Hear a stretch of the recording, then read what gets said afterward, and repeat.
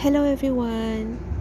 So, as you can see, gabi na po dito sa amin sa KSA and katatapos nga lang po ng malakas na ulan and bumaba kami ng mga bata kasi gusto nila makita kung anong nangyari after ng malakas na ulan.